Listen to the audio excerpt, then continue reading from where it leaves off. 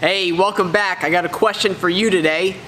We got more diets than we've ever had in history, so which one do you think is best? All right, what are you doing? Okay, stick around. I'm going to give you my insights on the subject.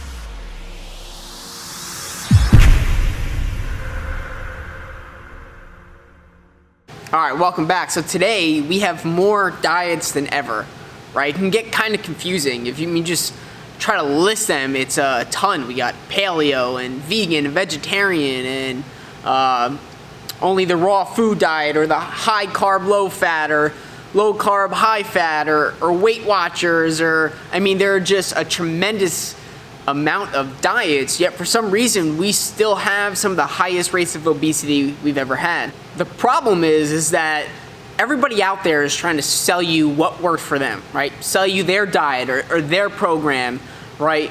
But what they don't understand is, right, the concepts of biochemical individuality or genetics, right? And that you are drastically different from the person next to you, from even your brother, your sister, even your twin. An incredible book to read is called Nutrition and Physical Degeneration. It was written by a man named Dr. Weston A. Price, who lived back in the early 1900s. He was a dentist and a dentist researcher, but he couldn't figure out why so many people were coming to his office full of tooth decay and facial deformities.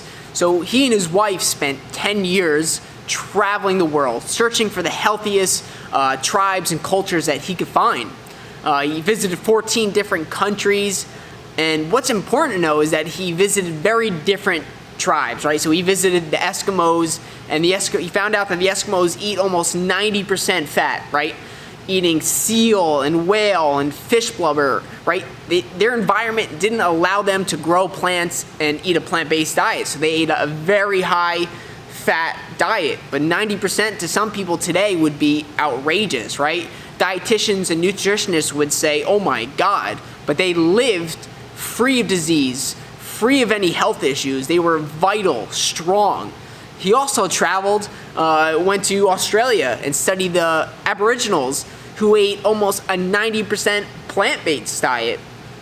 And yet they still didn't suffer from disease, right? They were also healthy and vital and didn't have tooth decay, even though they didn't have toothbrushes back in the day or dental care.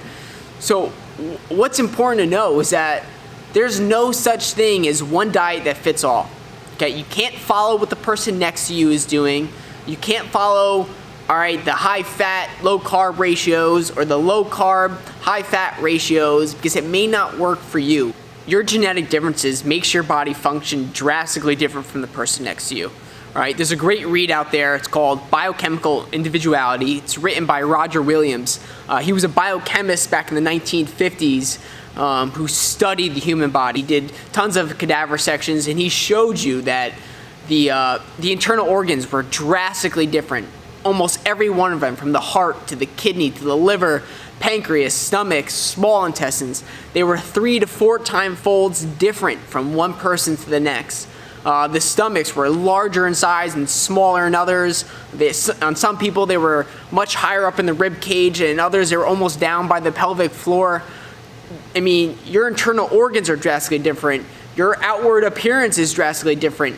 Okay, this also means that your metabolic abilities, the way that your body processes food and the way it uses its hormones is drastically different from the next. You've been given these genetics, right, passed down from your ancestors and their environments that they lived in, that predisposes your body, right, to use different fuels or use foods as better fuels. You might be able to digest protein better. You might be able to utilize fats as a fuel source better. You might do very well on carbohydrates compared to some people. Your ratios, all right, that you should be eating is different from the rest of the world, okay? And it's a difficult process, but it's something that you have to spend time to figure out. So why is nobody telling you this, all right? That answer is simple, all right? It's the fact that individuality, right, doesn't sell. You can't sell this in mass production, okay? Imagine if I worked with you and I told you that it would be a difficult process, that it would take some time, that we would have to figure out your macronutrient ratios, that you would have to sit down, write down the foods that you ate, ingest it, and see how you felt 4 to 6 to to 24 hours after that meal, right? How was your digestion? How was your energy source? How was your emotions, right? All these things can help you figure out the right macronutrient ratios for you. Were you lethargic? Were you gassy? Were you bloated? Okay, these are things that people just don't even pay attention to anymore. But before we get into all this figuring out your ratios, it's important to know that this is secondary. This is advanced, okay? This is something that comes later on when working with a client. The first thing that we have to do is increase the nutrient density, right, in your food. If you're someone out there that believes that it's all about the macros, right, calories in and calories out, thermodynamics, you'll lose weight, all right, if you're one of those people, then by means, go ahead, all right, do it. Eat your 2,000 calories worth of Pop-Tarts and chips and bagels and commercially farmed meat, and let me know how that turns out for you in 15, 20 years, okay? It is important that you increase your micronutrient content, that you increase your vitamins, your minerals, and your enzymes. That is what runs the body, okay? That is what runs your hormones, and your hormones is what runs the body. This entire YouTube channel is gonna be about increasing nutrient density, and it's a big topic, from where to source your foods, how to prepare your foods, how to cook your foods. But for now, our next video is really gonna be about the 3 foods that you should eliminate. The 3 foods that if you eliminate, it's gonna have the most drastic effect on your overall health, all right?